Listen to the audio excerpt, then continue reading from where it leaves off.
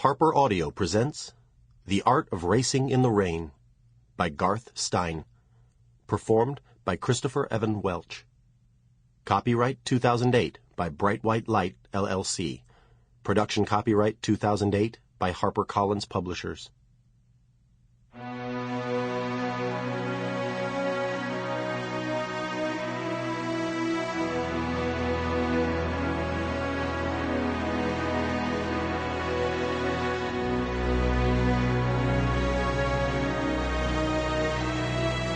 One.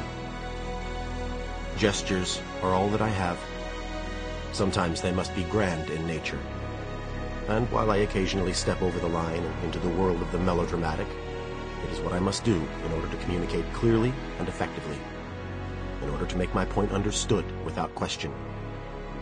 I have no words I can rely on because, much to my dismay, my tongue was designed long and flat and loose, and therefore is a horribly ineffective tool for pushing food around my mouth while chewing, and an even less effective tool for making clever and complicated polysyllabic sounds that can be linked together to form sentences. And that's why I'm here now, waiting for Denny to come home. He should be here soon, lying on the cool tiles of the kitchen floor in a puddle of my own urine. I'm old. And while I'm very capable of getting older, that's not the way I want to go out. Shot full of pain medication and steroids to reduce the swelling of my joints, vision fogged with cataracts, puffy, plasticky packages of doggy Depends stocked in the pantry. I'm sure Denny would get me one of those little wagons I've seen on the streets, the ones that cradle the hindquarters so a dog can drag his ass behind him when things start to fail. That's humiliating and degrading. I'm not sure if it's worse than dressing up a dog for Halloween, but it's close. He would do it out of love, of course. I'm sure he would keep me alive as long as he possibly could, my body deteriorating, disintegrating around me, dissolving until there's nothing left but my brain floating in a glass jar filled with clear liquid, my eyeballs drifting at the surface, and all sorts of cables and tubes feeding what remains. But I don't want to be kept alive, because I know what's next. I've seen it on TV. A documentary I saw about Mongolia, of all places. It was the best thing I've ever seen on television, other than the 1993 Grand Prix of Europe, of course, the greatest automobile race of all time, in which Ayrton Senna proved himself to be a genius in the rain. After the 1993 Grand Prix, the best thing I've ever seen on TV is a documentary that explained everything to me, made it all clear, told the whole truth. When a dog is finished living his lifetimes as a dog, his next incarnation will be as a man. I've always felt almost human. I've always known that there's something about me that's different than other dogs. Sure, I'm stuffed into a dog's body, but that's just the shell. It's what's inside that's important. The soul. And my soul is very human.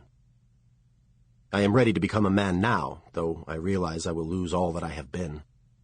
All of my memories, all of my experiences. I would like to take them with me into my next life. There is so much I have gone through with the Swift family, but I have little say in the matter. What can I do but force myself to remember? Try to imprint what I know on my soul, a thing that has no surface, no sides, no pages, no form of any kind. Carry it so deeply in the pockets of my existence that when I open my eyes and look down at my new hands with their thumbs that are able to close tightly around their fingers, I will already know. I will already see. The door opens, and I hear him with his familiar cry, "Yo, Zo!" Usually I can't help but put aside my pain and hoist myself to my feet, wag my tail, sling my tongue around, and shove my face into his crotch. It takes human-like willpower to hold back on this particular occasion, but I do. I hold back. I don't get up. I'm acting. "Enzo?" I hear his footsteps, the concern in his voice. He finds me and looks down. I lift my head, wag my tail feebly so it taps against the floor. I play the part. He shakes his head and runs his hand through his hair, sets down the plastic bag from the grocery that has dinner in it. I can smell roast chicken through the plastic. Tonight he's having roast chicken and an iceberg lettuce salad. "Oh, Enz," he says. He reaches down to me, crouches, touches my head like he does, along the crease behind the ear, and I lift my head. Sample complete. Ready to continue?